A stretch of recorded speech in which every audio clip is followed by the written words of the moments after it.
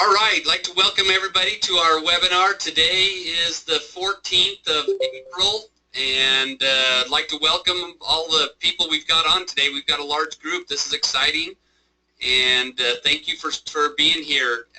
We are recording this. We'll be having it on our website probably either today or first thing on Monday. So if you missed anything or need a refresher, it'll be on our website like they all are. We're excited today. We've had once again a little adjustment to the schedule.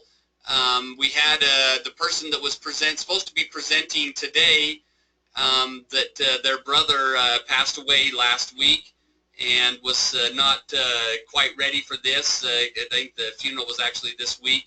And then the presenter for next week is her mother passed away just in the last day or two. So unfortunate timing of a few things here. So we'll keep you posted of what next week's. Most likely next week's will be the one that was for this week, which is understanding business cash flow and financing options.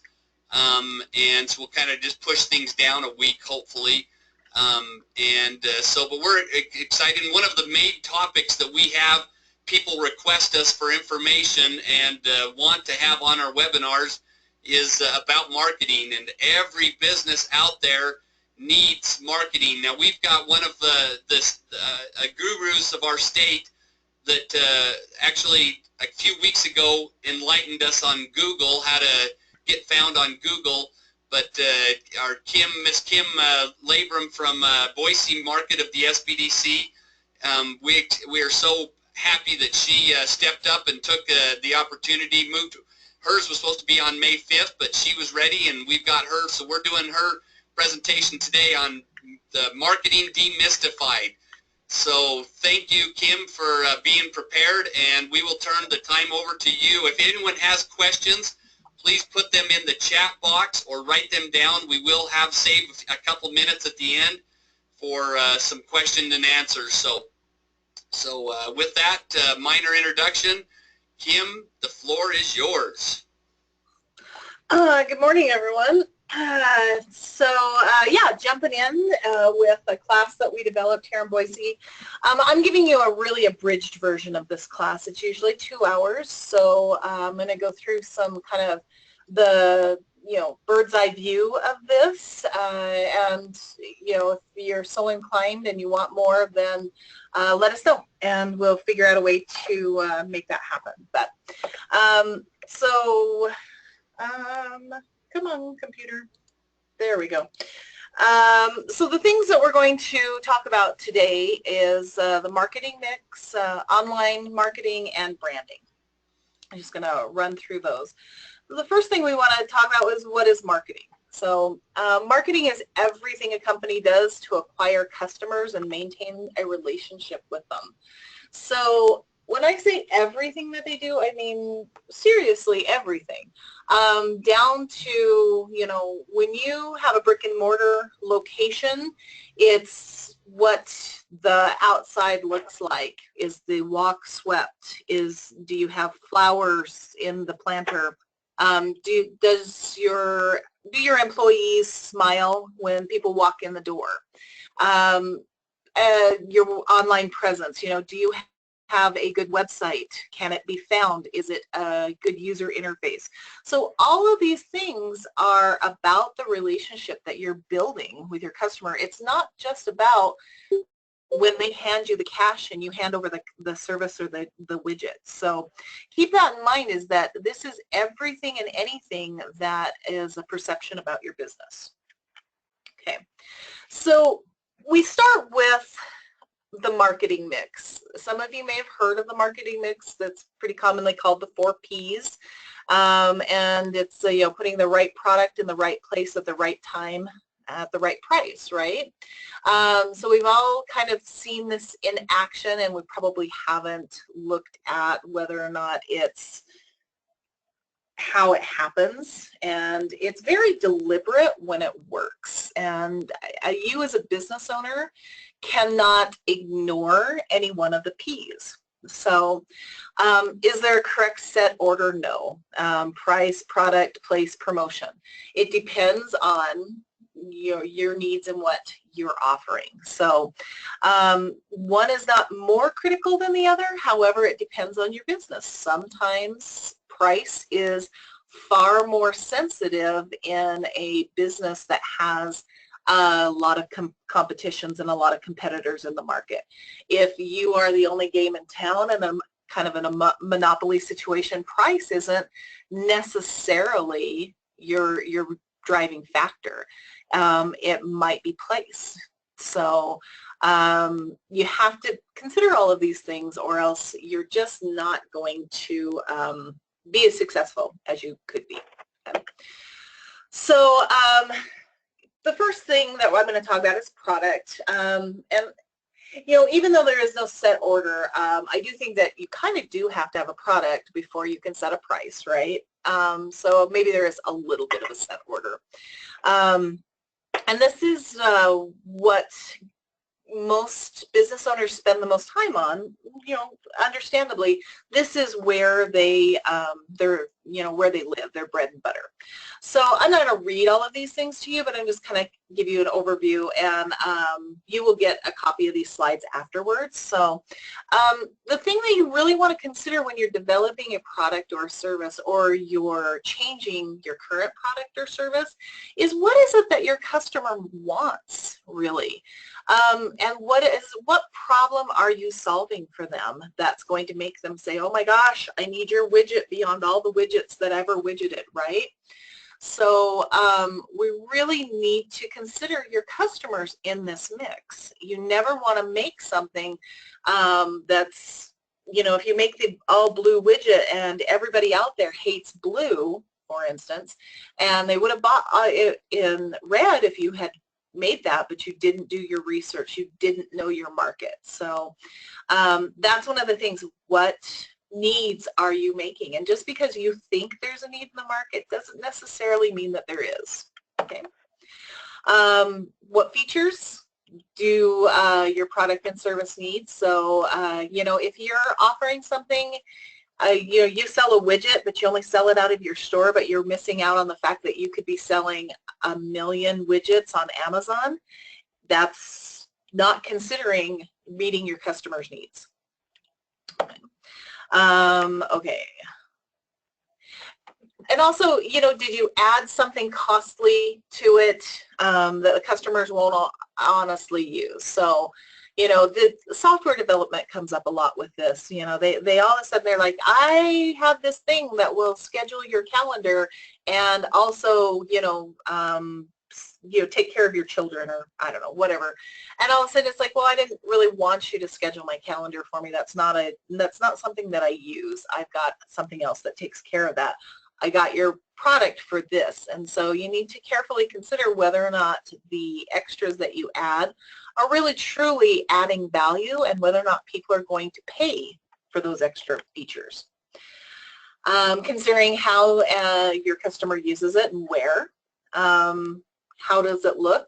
If it's an actual physical, tangible item, is it aesthetically pleasing to your core demographic? How do your customers experience it? Okay. Sizes, colors, so on, whatever. What is it called? How's it branded? How is it differentiated versus your competitors? This is huge. You need to make sure that you can make sure that it's different enough that it will set you apart from the competitors. So if you're just going to go out and make the same widget that three other people are making, then there's really no point in you being in the market. You're not going to make any money. So it's what makes you unique that's going to make you successful. Okay. And what is the most it can cost to provide, right? So if you have high production costs and your competitors have low production costs because they've maximized their manufacturing, then there's no way you're going to be able to compete, and you're not going to be in business for very long. So what are the next, one of the P's is place or distribution. So what are the channels that your business offers its products or services, okay? So traditional storefronts, obviously, great. We're very used to them. We're very fond of them. But they come with added costs because rent, utilities, people to staff, that kind of thing. Website or some kind of online selling platform like Amazon, Bonanza, Etsy, whatever it is that you're making. Or is it literally direct sales? You're going up, you're meeting with them, you hand them the product, they hand you the money. So it makes a big difference on considering what channels to use and where the people who are buying your product are buying their stuff from. So, okay, I'm just going to kind of cost. You have to look at your costs on each one of these and add them into your overall cost and deciding on your pricing. I mean, you can undercut your pricing structure to a certain point, but if you're not making enough margin on your widget to cover the cost of your store rent, then you're not going to be in business for very long, right? Okay. So Salesforce, trade fairs, all of these things make sense if it depends on your industry. So are trade fairs still relevant? They are for a lot of industries, but they are being phased out in a lot of other industries, right? Catalogs, do some people still use catalogs? Yes, there are some industries that do. Not a lot of them, but there's a few. So door-to-door, or telemarketing salesmen, yes, they're still very much in use. Whether or not they're really effective depends on what you're selling. So these are questions that you have to answer. All right, so pricing. There's no silver bullet when it comes to pricing for small businesses, but the rule is if your price isn't covering your costs, you're not going to be around to price again.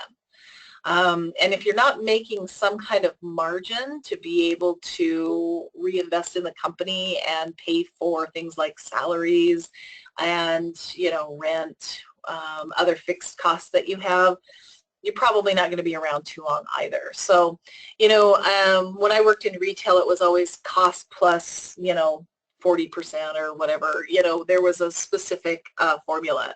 Each industry has pricing norms and you should know those and then decide, okay, do the pricing norms fit what I'm doing? And also, are those norms in play in the area that I'm in? So just because the pricing norms for everywhere in the country is just to double your cost, in Pocatello, Idaho, it might be triple the cost because nobody can get that stuff anywhere else, right? So be very aware of what's going on nationally and locally, okay?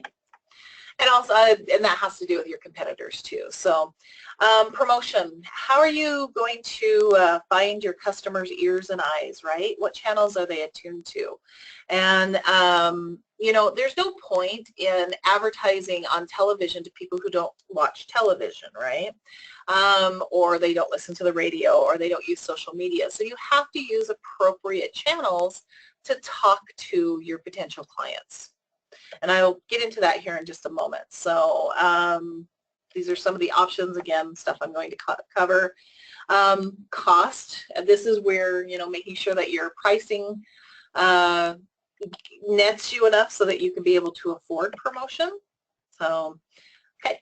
And like I said, I will give you these slides later, so I'm not going to read these. You can read them faster than I can talk. So, so the direct word of mouth, as far as these are promotional ways to talk to the typical marketing. So, in my mind, direct word of mouth is probably the most important and effective channel for most small businesses.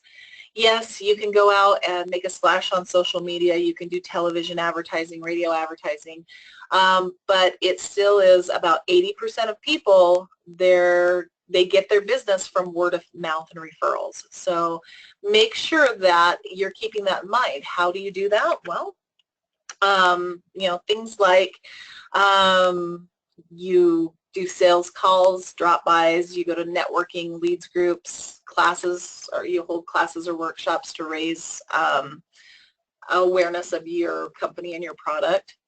If you're in the KEEP, the referrals and the referral program, I think this is so important. If you already have a customer base and you're not rewarding them in some way for coming back and buying from you again, or referring new business to you, you're losing out. This is a great way to maintain this relationship that I mentioned earlier. You know, if I always feel great when I refer somebody to a small business and that small business owner sends me a thank you. Hey, so-and-so is now my client, thanks a lot. That's fantastic. If I refer somebody to my chiropractor, he actually gives me a little bump off of my bill. You know, whatever it is that you do, just make sure that you at the very least, thank them, send them a card in the mail. A stamp and a 50-cent card doesn't cost very much, but it means a lot. So, you know, birthdays and thank you cards, customer loyalty, punch cards, those kinds of things are invaluable to keeping and making sure that people are returning. And so next, growing.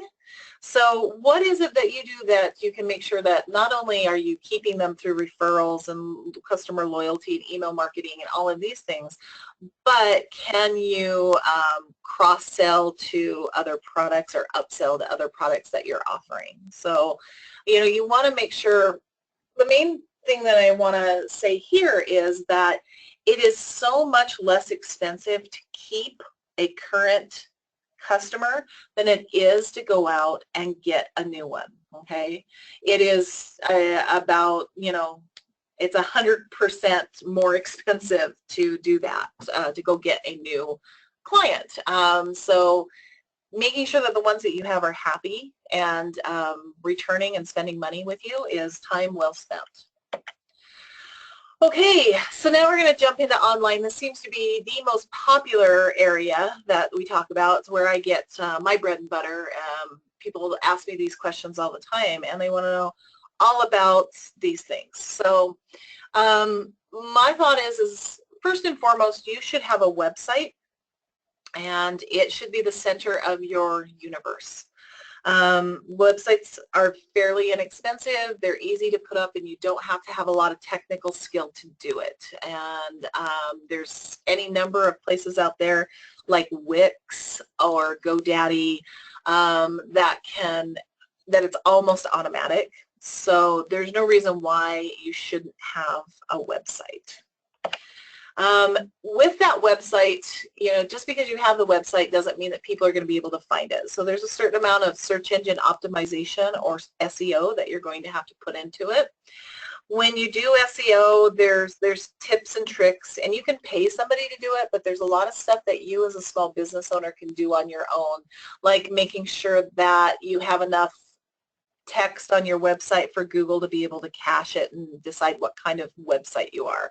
Making sure that your website is well organized and makes sense, that you have sensible backlinks to reputable and relevant partners.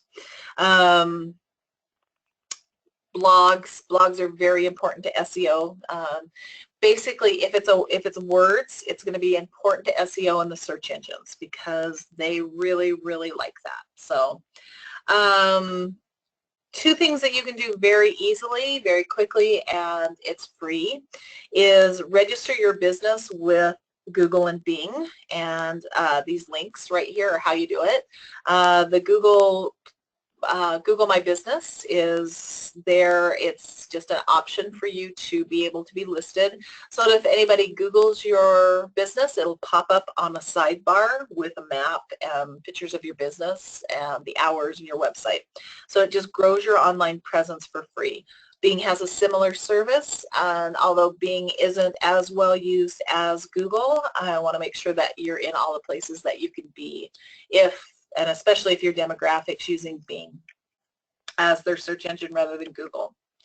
Okay, this is a graphic that I put together talking about the social media universe with statistics. So this is the, talking about the place and promotion, is where are your eyes? Where are your customers' eyes? Okay, so chances are really good they're probably on Facebook, and you can set up a Facebook page for free and just let it hang out there. You don't even have to put any content out, and it will help you because Facebook is about the second largest search engine in the world behind Google, so having some kind of presence there is going to help people find you. Whether or not you're going to use it to try to convert people over to customers or not is going to be something that we'd have to have more of an in-depth conversation about. But in general, you know, Facebook is noisy, but everybody's there, so it might be worth it. So it's something to think about. Twitter, everybody knows about Twitter, but generally for small businesses, it's really hard to get any kind of traction. If you're a big brand, celebrity, a politician, that's kind of where Twitter lives. For small businesses, it's a little less useful. But again, there's always an exception to the rule, and if that's where your demographic's hanging out, then you should definitely start a Twitter presence. Instagram, Pinterest, same thing. You know, it depends on whether or not your customers are there. Are they already there, and you can leverage that use of the social media platform to bolster your business and try to bring people to your brand? Maybe. So it really depends. You have to have a strategy. The one thing that going around to YouTube, I would say that I think that you should have a YouTube channel and that you should have some kind of video presence. And the reason I say that is because Google owns YouTube, which means that YouTube and Facebook actually fight back and forth between being the second and the third largest search engines in the world. And it's why whenever you Google something, if there's a related video, it pops up in your search results, right? So putting out videos would be really, really smart to increase your online presence and brand awareness. They don't have to be long. They don't have to be complicated. They don't actually have to feature you. You could be doing a voiceover of a slideshow of pictures of your product. So it's that easy. The nice thing about video is that you can use it on your website, you can use it on your YouTube channel, you can put it on Facebook, you can put it on Twitter, you can put it on Instagram. You get what I'm saying, right? So if you're going to spend time on social media and you don't know what to do, pick YouTube. That's my advice. So continuing around the circle, Snapchat, if you're not marketing to teenagers and millennials, I wouldn't worry about it. LinkedIn, you should at least have a LinkedIn presence because Google caches LinkedIn. And so you should set up your personal page and list your business as the current place of work, because LinkedIn's like kind of like an online resume. So people are using it, but more importantly, it adds legitimacy because it enlarges your online presence to Google. If you like to write, or even if you don't like to write, blogging is really, really a fantastic way to start to establish your brand and yourself as an expert in the field. It allows you to talk about things that you might not have on your website, but are relevant to your industry, and it can bring people to your website. Email marketing goes back to the keeping your business, you know, keeping top of mind, talking to your current clients, making sure they don't forget about you, offering deals, offering, you know, a sneak peek at new technology that you're developing, so on and so forth. And then the Google My Business, I already mentioned, it's up there on the top. So, okay. Printed materials, what do you need? At very least, I think you need to have business cards just so that you can hand it out. I just ran into a young man the other day who is a social media marketer, and he wanted me to I hit him up on Facebook, and so I said, well, do you have a business card? He said, no.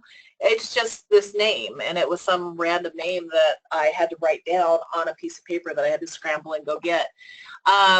Because he thought that business cards were old school and not useful, and maybe they are to a point, but it also gives me something that I can tangibly take with me and remember to actually pay attention to these people. So it does make a difference.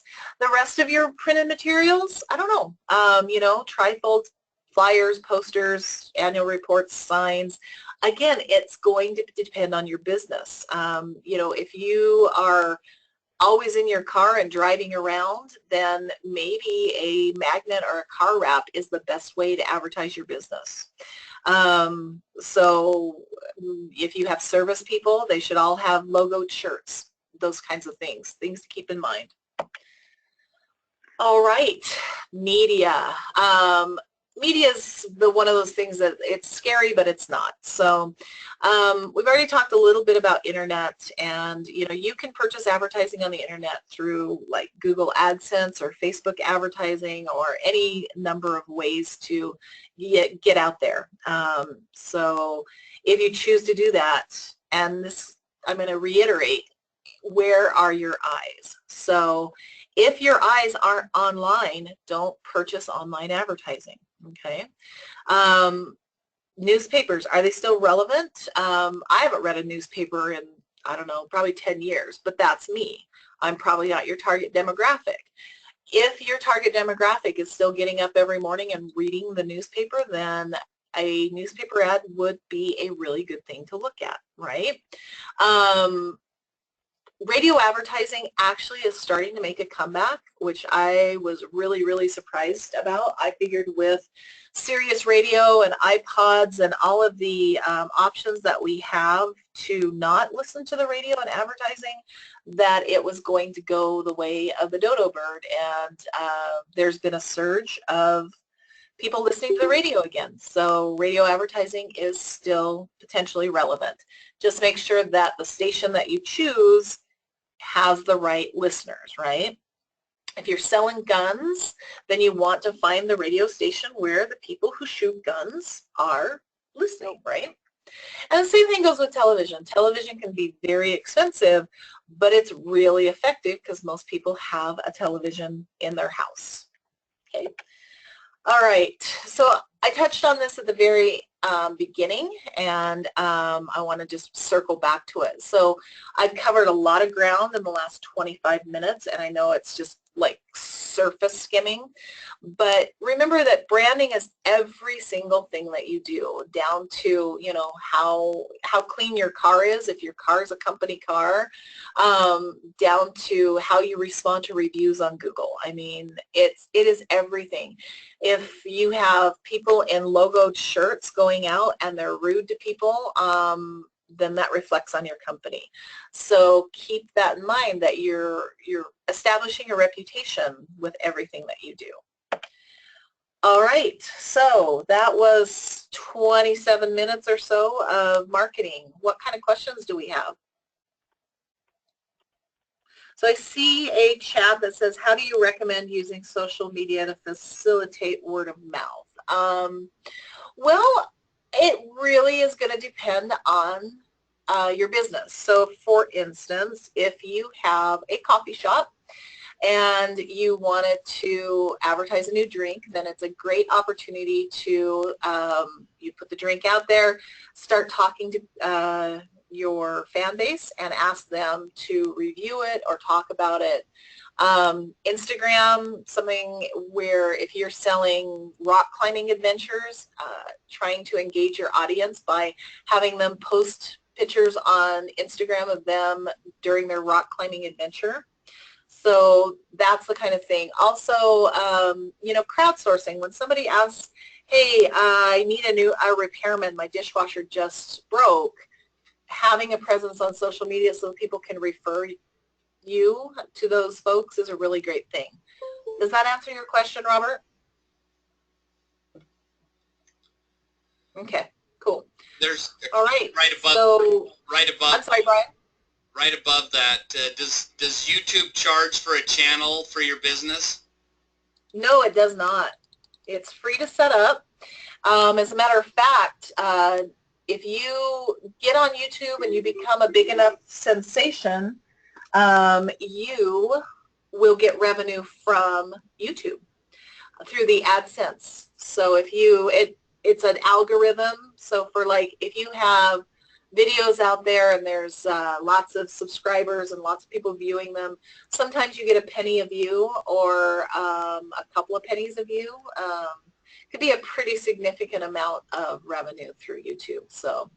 Okay, and then I had the question, let's see here, how difficult is it to set up a channel on YouTube? This is kind of a big aha moment. When you threw up that statistics that you had on there, that like 84% of people 13 to 17, and then, I mean, those numbers are amazing, and I guess I'm of that age that that I'm not a real big YouTuber, and so, but seeing those numbers that were between 13 and 17, and then the next category was like, I'm really missing the boat there with my business, not having a YouTube channel. So how difficult is it to set it up? It's super easy. I mean, it's you generally need a Gmail account, although that'll just make it easier. But you set it up and it walks you through uploading videos. And by the way, the wonderful thing about YouTube is you can literally Google or search on YouTube how to upload a video, and there's actually a video in YouTube that tells you all about it. Actually, there's tons of them. So, but I mean, setting up a channel on YouTube is just as easy as setting up a Facebook page. It's not hard at all. The thing that you have to keep in mind when you're putting your videos up is making sure that you're optimizing them. And that's making sure that there's keywords used and, making sure your description's there, the transcripts there, so that it can be found. So it's just a matter of making sure you fill in all the spots and forms. So like I've done some live videos for Facebook and boosted the ads on my Facebook. Are those the type of ads that you can put onto YouTube? Is that, it wouldn't hurt to put them on YouTube as well? If it was a Facebook Live, I'm not aware that you can download that as a separate video. Okay, all right. Because Facebook and YouTube are rivals, and so if you had videoed that separately and put it up on YouTube and then uploaded it on Facebook, then yes, there's that double action. But the Facebook live streaming, I don't think that you can download it as a separate standalone file. That's legit, so good. Now, I might be wrong about that. I'm willing to admit ignorance. I haven't tried it, but that's my initial thought. Yeah, and I didn't know that Google owned YouTube, so that's even a big foobar on my side, so that's interesting. Yeah. Facebook also owns Instagram, too, by the way. Yeah. Well, great. Is there any other questions? Let's see if there's anything else that's come in. When does Facebook charge a business? At the end of the month of the billing cycle.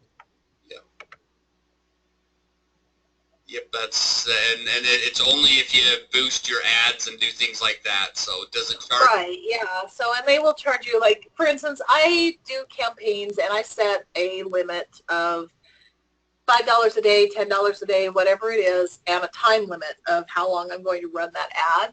So I keep a pretty good eye on that, and so that I say, okay, usually what I do is I have a budget of $200, and if I'm going to run an ad for about 2 weeks, that's about $11 a day. And when it hits, enough people have seen it in their feed that it reaches the $11, then Facebook stops delivering it out to people's feed, and that's great. And then at the end of the month, usually about the 28th, I get a notification that Facebook has billed my credit card for this amount for the month. Yes, is it easy to accidentally get charged? You pretty well have to set it up and agree to the setup on most things. You should, Yeah, I don't think there's an accidentally. You have to pretty well agree to set the budgets and everything that's going to happen. So I don't think that you can accidentally get charged by Facebook, can you? You wouldn't accidentally get charged, but I think there's opportunity for being charged because you just didn't realize what you were agreeing to.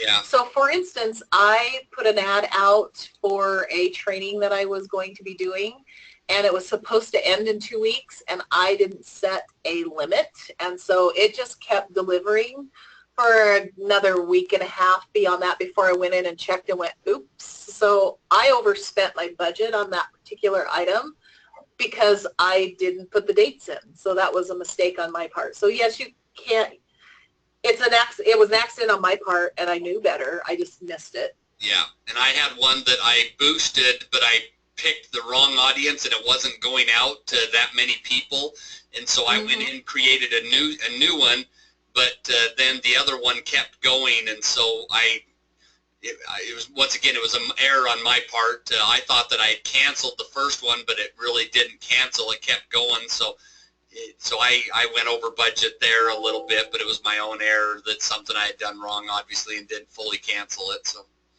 Yeah, so it's things like that, and you know what I would do as far as that goes is keep your budget pretty small to begin with, because you're going to make those kinds of mistakes, and it's going to be up to you whether or not they're like super costly or not. If you say that you have a $3,000 spending limit and you say spend, you know, $10 a day from now until doomsday, then yeah, it's going to be a pretty expensive error. Yeah. But if you limit it to $5 a day and your cap is, you know, a couple $100 total, then you limit your learning curve, I guess, is what it is. Yep. My learning curve, I will say that I think that the learning curve for Facebook advertising feels a little steep.